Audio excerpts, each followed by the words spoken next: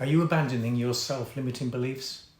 Many of my clients, and indeed some life coaches, believe they need to get rid of their own and their clients' self-limiting beliefs. My view is that to abandon your self-limiting or negative core beliefs is in fact to abandon your inner child. Please don't abandon your inner child.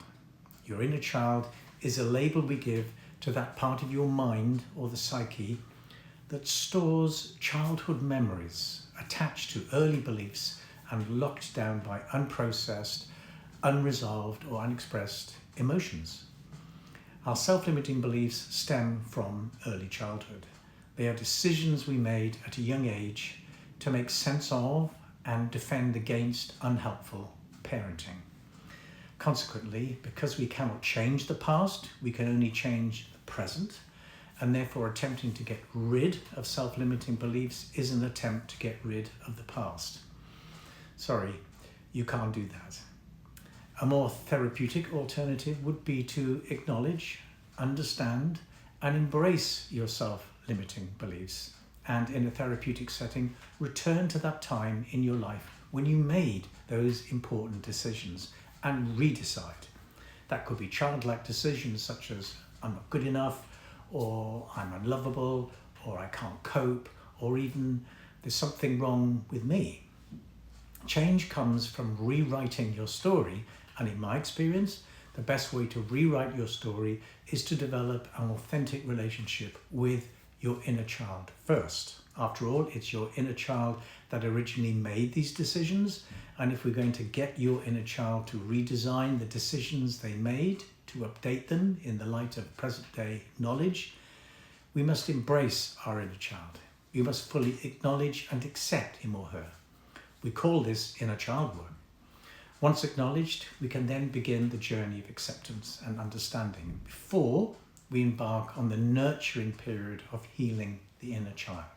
Of course, we cannot do this without also redefining or pushing back and at some point healing the inner critic. The inner critic is that part of your mind, a negative part of your mind that is going to be hell-bent on making sure you do not redecide the unsupported decisions you made as a child. It's that negative, sometimes destructive voice in your mind. The inner critic is that part of your mind or psyche that embodied negative experiences of parental influences growing up, covert or overt parental messages given to you verbally or even non-verbally through vocal intonation and facial expressions. The unconscious mind doesn't like change of any kind, and therefore the inner critic will attempt to sabotage your progress by reiterating the messages you heard and the decisions you made about those messages when you were growing up. Our job as therapists is to make sure that doesn't happen, whilst also introducing a new nurturing parent that will provide not only the unmet needs of childhood, but also providing the input and motivation for change. So don't abandon your limiting beliefs. Instead, explore and engage with your inner child to set about deciding or redeciding the negative decisions you made growing up. This is a process that takes time and begins by building a relationship with your inner child and then dialing down on the inner critic, taking care of your inner child with the support of a new and developing nurturing parent who will provide ideal conditions for change. Together, these actions will dial down or turn the volume down on your self-limiting beliefs. With persistence over time, we can reposition or redefine our self-limiting beliefs to the point where we are both aware of them and take care of them.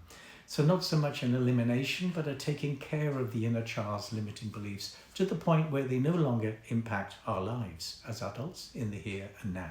Change only comes through acceptance, not denial. If you would like help with your self-limiting beliefs, please get in touch.